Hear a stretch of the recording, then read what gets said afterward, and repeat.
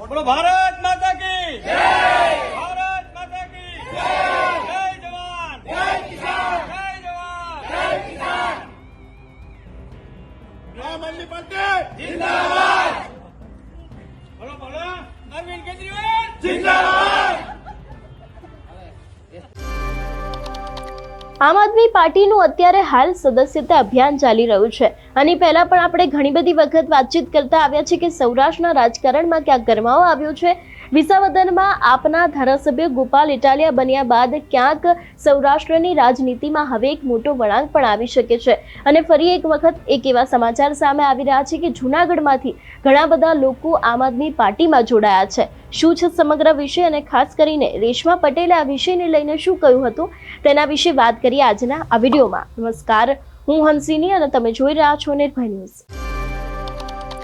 સૌરાષ્ટ્રની અંદર જે પ્રમાણે મેં આગળ વાત કરી એ પ્રમાણે અત્યારે હાલ ક્યાંક રાજકીય ગરમાવો આવ્યો છે। વિસાવદરની બેઠક આમ આદમી પાર્ટીએ જીતી એ બાદ ક્યાંક આમ આદમી પાર્ટી અત્યારે હાલ વધારે એક્ટિવ જોવા મળી રહી છે। ખાસ કરીને જૂનાગઢની અંદર ઘણા બધા લોકો છે તે આમ આદમી પાર્ટીમાં જોડાયા છે। સૌથી પહેલા તો એ દ્રશ્યો ઉપર નજર કરીને એ બાદ રેશમા પટેલે આ વિષયને લઈને શું કહ્યું તે પણ સાંભળીએ। જય હિન્દ, હું રેશમા પટેલ, ગુજરાત પ્રદેશ મહિલા પ્રમુખ આમ આદમી પાર્ટી। આજ રોજ અમે જૂનાગઢના વોર્ડ નંબર 6 માંથી આ બધી મારી માતાઓ, બહેનો, મારા વિરલાઓ, મારા ભાઈઓ આમ આદમી પાર્ટી સાથે મોટી સંખ્યામાં જોડાયા છે અને પરિવર્તન લાવીશું એવા સંકલ્પ સાથે સૌ હેતભેર આ ભાજપ કોંગ્રેસને ભગાડી અને આમ આદમી પાર્ટીની સરકાર બનાવવા માટે આમ આદમી પાર્ટી સાથે સભ્ય બનીને જોડાયા છે। એ ખુશીમાં હું સૌનો ખૂબ ખૂબ આભાર વ્યક્ત કરું છું અને આવી જ રીતે તમારી શક્તિ અમને મળતી રહે અને અમે ગુજરાત માટે પરિવર્તન લાવી અને ગુજરાતમાં સારા કામ કરીએ એવા અમને આશીર્વાદ મળતા રહે। બોલો ભારત માતા કી જય। आम आदमी पार्टी जिंदाबाद, आम आदमी पार्टी जिंदाबाद, जय जवान, जय किसान, जय जवान, जय किसान। भारत माता की जय। तुम आगे बढ़ो, हम तुम्हारे साथ हैं। तुम आगे बढ़ो, हम तुम्हारे साथ हैं। 2070 में રસમાબેનને આપણે અહીં એમએલએ જોઈશ। જય હિન્દ, હું રેશમા પટેલ, ગુજરાત પ્રદેશ મહિલા પ્રમુખ આમ આદમી પાર્ટી।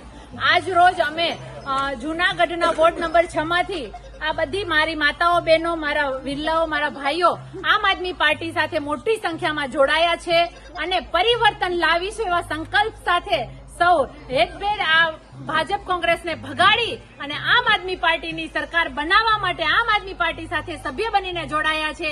એ ખુશીમાં હું સૌનો ખૂબ ખૂબ આભાર વ્યક્ત કરું છું અને આવી જ રીતે તમારી શક્તિ અમને મળતી રહે અને અમે ગુજરાત માટે પરિવર્તન લાવી અને ગુજરાતમાં સારા કામ કરીએ એવા અમને આશીર્વાદ મળતા રહે। બોલો ભારત માતા કી જય। आम आदमी पार्टी जिंदाबाद, आम आदमी पार्टी जिंदाबाद, जय जवान, जय किसान, जय जवान, जय किसान। भारत माता की जय। तुम आगे बढ़ो, हम तुम्हारे साथ हैं। तुम आगे बढ़ो, हम तुम्हारे साथ हैं। 2070 में રસમાબેનને આપણે અહીં એમએલએ જોઈશ।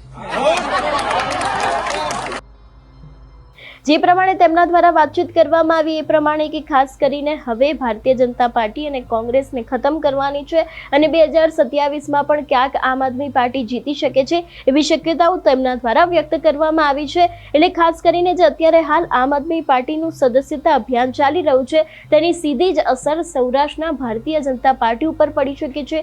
સૌરાષ્ટ્રના જે કોંગ્રેસના નેતાઓ છે, જે કોંગ્રેસ પાર્ટી છે તે લોકો ઉપર પણ પડી શકે છે તેવી અત્યારે હાલ શક્યતાઓ દેખાઈ રહી છે અને ખાસ કરીને સૌરાષ્ટ્રના લોકોનું પણ એવું માનવું છે કે જ્યારથી વિસાવદરમાં આપના નેતા જીત્યા છે ગોપાલ ઇટાલિયા ત્યારથી જ ક્યાંક સૌરાષ્ટ્રની રાજનીતિમાં એક મોટો વળાંક પણ આવ્યો છે। તમારું શું માનવું છે આ વિષયને લઈને અમને કમેન્ટ કરીને ચોક્કસથી જણાવજો। તેની સાથે અમારી ચેનલ નિર્ભય ન્યૂઝને લાઇક, શેર અને સબસ્ક્રાઇબ કરવાનું ભૂલશો નહીં। નમસ્કાર।